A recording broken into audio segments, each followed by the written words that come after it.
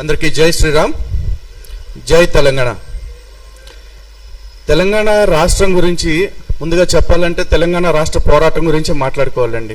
ఎందుకంటే ప్రతి రాష్ట్రానికి ఒక చరిత్ర ఉంది, కానీ మన పోరాటమే ఒక చరిత్ర. ఇక్కడ ఆ చరిత్రలో భాగస్వాములైన ఎంతోమంది ఇక్కడ ఉన్నారు. మొదటగా మీ అందరికీ ధన్యవాదాలు, అభినందనలు తెలియజేస్తున్నా. అలాగే నేను తెలంగాణ పౌరుడిగా ఉన్నా, కానీ తెలంగాణలో పుట్టల, ఆంధ్రాలో పుట్టి ఇక్కడ బతకటానికి వచ్చిన వ్యక్తిని. ఇలా నాలాగే బ్రతకటానికి హైదరాబాద్ని అమ్మలాగా అనుకుని, తెలంగాణని తల్లిలాగా అనుకుని వచ్చిన వాళ్ళు, వేరే వేరే రాష్ట్రాల నుంచి వచ్చిన వాళ్ళు చాలామంది ఉన్నారు. మేమెవరూ రాష్ట్రం కోసం పోరాటాలు చేయలేదు, వీధుల్లోకి రాలేదు. కానీ రాష్ట్రానికి వ్యతిరేకంగా కానీ, తల్లికి వ్యతిరేకంగా కానీ ఈ రోజు వరకు ఒక్క స్టేట్మెంట్ కూడా ఇవ్వాల.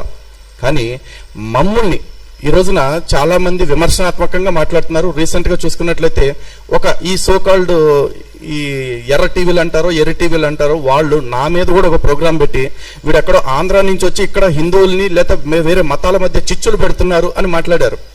అందరికీ ఈ సందర్భంగా ఒక స్పష్టత ఇవ్వాలనుకుంటున్నా. నేను ఎక్కడ పుట్టాను అనేది పక్కన పెడితే, నేను ఇక్కడ బతుకుతున్నాను.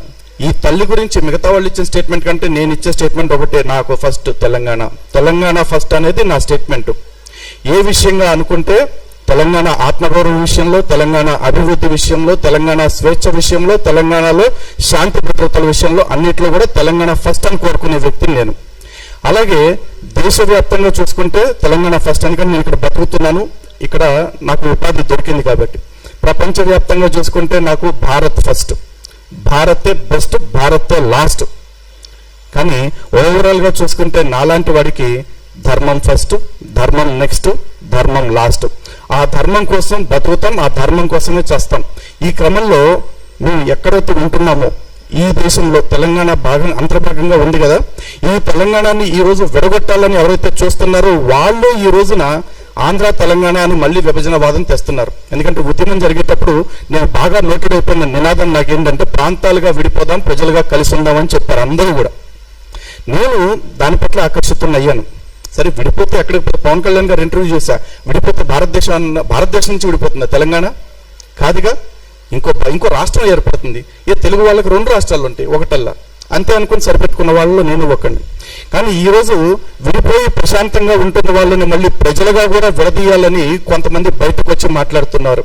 కానీ వాళ్ళ ఎజెండాలు చూస్తుంటే ఎంత బాధాకరంగా అనిపిస్తుందంటే, పక్క దేశం నుంచి ఇక్కడికి వచ్చి వలస కూలీలాగా వచ్చి ఇక్కడ ఇంటర్వ్యూలాగా తయారవుతున్న రోహింగ్యా కొడుకుల గురించి ఒక్కడు మాట్లాడు, బంగ్లాదేశీల గురించి ఒక్కడు మాట్లాడు, పాకిస్తాన్ నుంచి తెచ్చేసిన వాళ్ళని ఎవ్వరూ మాట్లాడు. పైగా ఇక్కడే ఉన్న ఒక ఎమ్మెల్యే గతంలో వాళ్ళతో ప్రెస్ మీట్ పెట్టి కూర్చోబెట్టి అందరి ముందు చెప్పాడు, మీ అందరికీ నేను ఓటర్ కార్డులు ఇప్పిస్తాను, ఆధార్ కార్డులు ఇప్పిస్తాను, ఒకవేళ మిమ్మల్ని దేశం నుంచి పొమ్మంటే నేను కూడా మీతోనే వచ్చేస్తానని చెప్పుకున్న వ్యక్తి.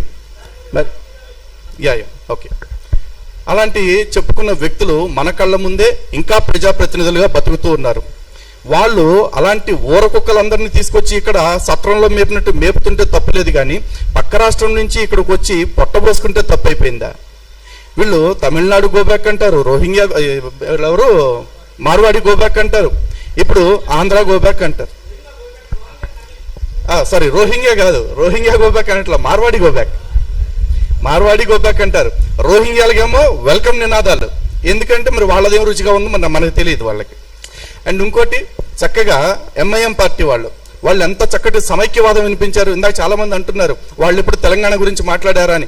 తెలంగాణ గురించి మాట్లాడకపోవటమే కాదు, సమైక్యవాదాన్ని వినిపించాడు. పైగా దేశవ్యాప్తంగా తెలంగాణ బిల్లు ఆలస్యం అవడానికి ఒకానొక మెయిన్ రీజన్ ఎంఐఎం పార్టీ. ఎందుకంటే తెలంగాణ విడిపోతే ఇక్కడ మతోన్మాద శక్తులు బలపడిపోతాయి, ముస్లింలకు రక్షణ కొరబడుతుంది అంటూ లేని అభద్రతను క్రియేట్ చేసి ఆ రోజున బిల్లు ఆలస్యం అయ్యేలాగా చేశాడు. పైగా దిక్కుమాలిన ప్రతిపాదనలు కూడా పెట్టాడు, రాయల తెలంగాణ అని చెప్పేసి, రాయలసీమని తెలంగాణ కలపాలని చెప్పేసి రకరకాలుగా పెట్టారు. అసలు ఉద్యమంతో సంబంధమే లేని ప్రాంతాన్ని తీసుకొచ్చి ఉద్యమంలో భాగం చేయాలని కుట్రలు చేశారు. ఈ రోజు వాళ్ళందరూ ఏ ప్రభుత్వం వస్తే ఆ ప్రభుత్వంలో భాగస్వాములు అయిపోతున్నారు. గతంలో వాళ్ళ చేతుల్లో స్టీరింగ్ ఉంది, ఇప్పుడు ఏకంగా వాళ్ళ చేతుల్లో వాళ్ళ చెయ్యి ఉంది. అయినా కూడా వాళ్ళని ఎవ్వరూ ఏమనరు. ఏ ఇది లేకుండా చక్కగా బ్రతుకుతూ అన్నదమ్ముల్లాగా ఉందామని వచ్చిన వాళ్ళ విషయంలో మాత్రం ఇన్ని రాజకీయాలు. రీసెంట్గా చూసుకుంటే పవన్ కళ్యాణ్ గారి విషయం. పవన్ కళ్యాణ్ గారు అంటే ఇక్కడ టైటిల్ కూడా చక్కగా పెట్టారు, తెలంగాణ ప్రజాస్వామ్యం అని పెట్టేసి. మేబీ ఆయన ఒక పార్టీ పెట్టుకున్నాడు, ఇక్కడ పోటీ చేస్తాడు. ఎవెన్చువల్లీ ప్రజాస్వామ్యం అంటే ఏంటండి, నెంబర్ గేమ్. ప్రజలు ఆమోదిస్తే పవర్లోకి వస్తాడు. అయ్యా మీది మాది సెట్ అవ్వదు, మీ వాదం వేరు మా వాదం వేరు అనుకుంటే పక్క పక్కకెళ్ళి కూర్చుంటాడు, లేకపోతే ఈ సిపిఐ పార్టీలాగా తోక పార్టీలాగా మిగిలిపోతాడు. కానీ అది అసలు మాట్లాడనే వద్దు, రానే వద్దు అని చెప్తున్నారంటే ఎందుకంత భయం వీళ్ళకి మరి ఇప్పుడు? అది కూడా అర్థం చేసుకోవాలి. అండ్ రెండోది వచ్చేసి అన్నిటికంటే కీలకమైన విషయం అండి, వివక్ష. ఇప్పుడు మాట్లాడుతున్న వాళ్ళు ఎవరైతే ఉన్నారో ఈ సోకాల్డ్ గలీజ్ టీవీ వాళ్ళందరూ ఒకటే మాట మాట్లాడుతుంటారు. జైబీమ్ అని ఒక నినాదం తీసుకుని వీళ్ళు కుల వివక్షలు చూపిస్తున్నారు, లేకపోతే మతోన్మాదము, మనువాదులు ఇట్లా మాట్లాడుతుంటారు. మరి భారత రాజ్యాంగం మనందరికీ సమానమైన హక్కులు కొన్ని ఇచ్చింది, ఈక్వాలిటీ బిఫోర్ లా, లేకపోతే లా ఆర్టికల్స్ అగైనెస్ట్ డిస్క్రిమినేషన్, ఆర్టికల్ 14 కానీ, ఆర్టికల్ 15 కానీ, ఆర్టికల్ 16 కానీ. మీకు కుల వివక్ష అనగానే అంత బాధపడుతున్నారు కదా, అంత బాధ కలుగుతుంది కదా. మరి ఒక ప్రాంతం పేరుతో వివక్ష చూపిస్తుంటే ఇక్కడ బ్రతుకుతున్న వాళ్ళకి, అంటే ఏ రాజకీయాలతో సంబంధం లేకుండా బ్రతుకుతున్న వాళ్ళకి వివక్షను చూపిస్తుంటే వాళ్ళు బాధపడరా? ఇక్కడ మానవత్వం గుర్తు రావట్లేదా? ఒక పక్క దేశానికి సంబంధించిన పరాయి మతస్థులు వచ్చి ఇక్కడ బతుకుతుంటే పోన్లే బతుకుతారు అని వదిలేసిన వాళ్ళు, సాటి వాళ్ళ విషయంలో ఈ దృక్పథం ఏదైతే ఉందో దాన్ని మార్చుకోండి. మళ్ళీ చెప్తున్నానండి, ఇక్కడ బ్రతుకుతున్న వాళ్ళందరికీ ఈ గడ్డ ఫస్ట్, తెలంగాణ ఫస్ట్, ఆ తర్వాత నేషన్ ఫస్ట్, ఆ తర్వాత ధర్మం ఫస్ట్.